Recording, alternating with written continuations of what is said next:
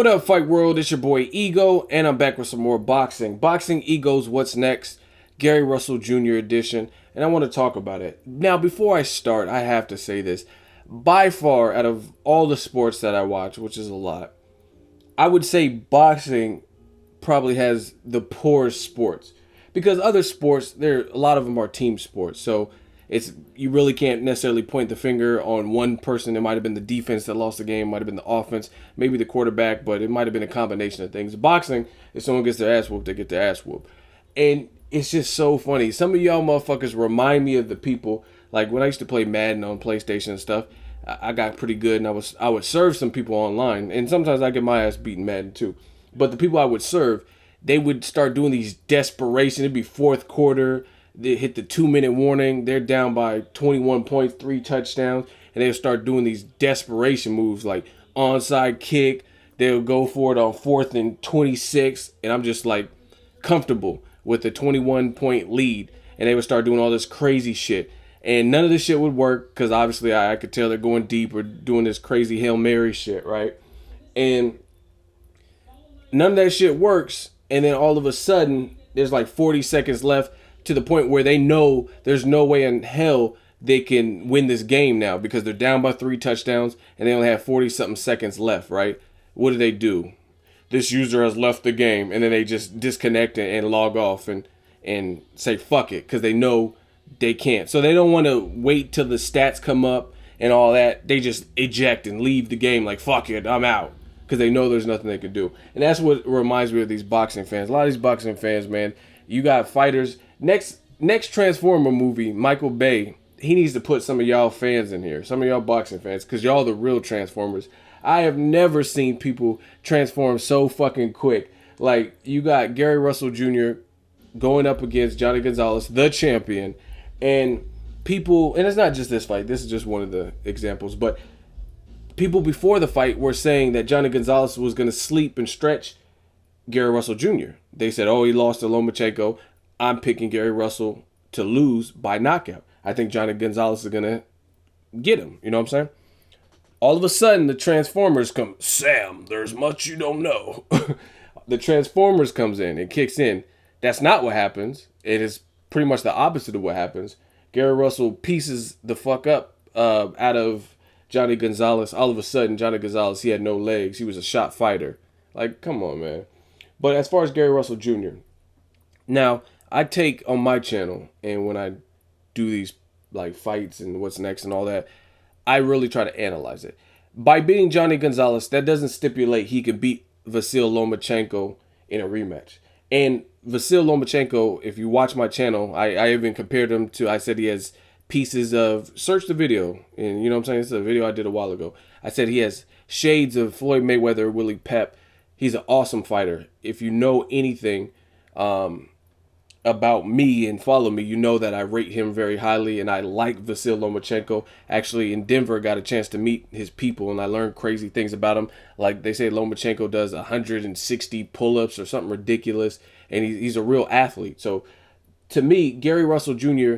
beating Lomachenko is not a given. However, if he comes confident and he's able to bury the hatchet in the loss to Lomachenko, then at the very least, we can have a very competitive fight, and Gary Russell Jr. might be able to beat Lomachenko. In fact, I actually picked Gary Russell Jr. to beat Lomachenko just because I thought his crazy hand speed, the lack of pro experience that Lomachenko had, even though I know he's a decorated, probably one of the best amateur records in the world or whatever in history. I know all of that. I know who he's fought. I've studied the game, man. He beat Felix Verdejo, his only amateur loss. He avenged it 2 or 3 times. So I studied the game, and I still thought Lomachenko would lose that fight, especially after he lost to Salido. And it's funny that I just brought that up because Salido, I think in a rematch, it's a tough fight, but knowing and learning on the job, I think Lomachenko, I would probably pick him to beat Salido like I did the first time because I picked Lomachenko to beat Salido. So the point being, things happen in boxing. Things change. I think a Salido rematch would be a good look for Lomachenko to get that, you know what I mean, prove to yourself you can do it. And then I think for Gary Russell Jr., that is a next logical step. But there's other great fights. Abner Mares, I would definitely favor Gary Russell Jr. over Abner Mares, and if that fight is made, I will break that down in detail why I feel that way. You got Nicholas Walters, who's knocking people out, and he looks very good. Rigondeaux, if he can't get no work at 122, maybe he can come up. So there's a lot of options. Yuri Yorkis Gamboa, I think that's an awesome fight. Gamboa versus Gary Russell Jr.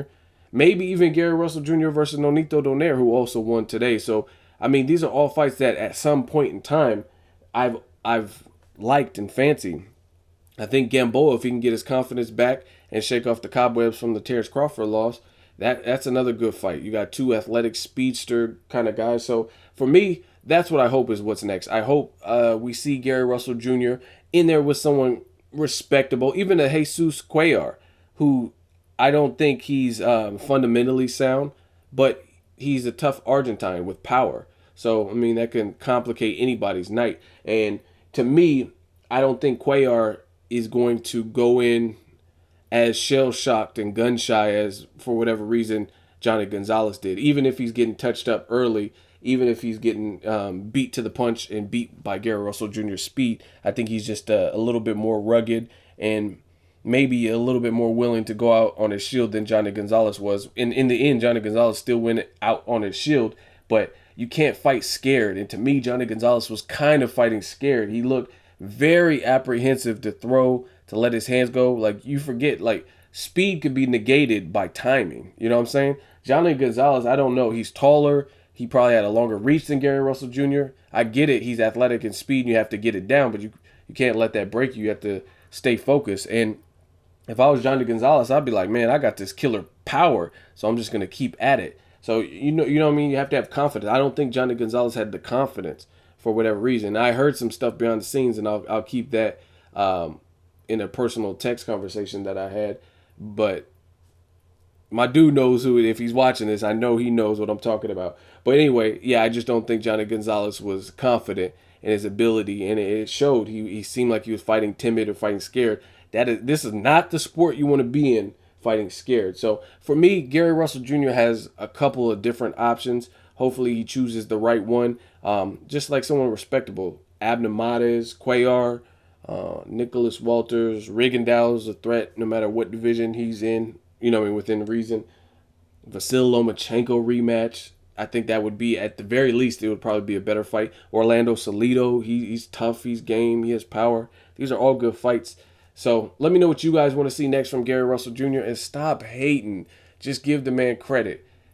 You can't say, I think he's going to get knocked out, and then he doesn't get knocked out, and he actually does the opposite and knocks out the person you thought that was going to knock him out, and then you still give him no credit. You know what I'm saying? Some of y'all fans got to get off of that. Let me know what you guys think. What do you want to see next for Mr. Gary Russell Jr.?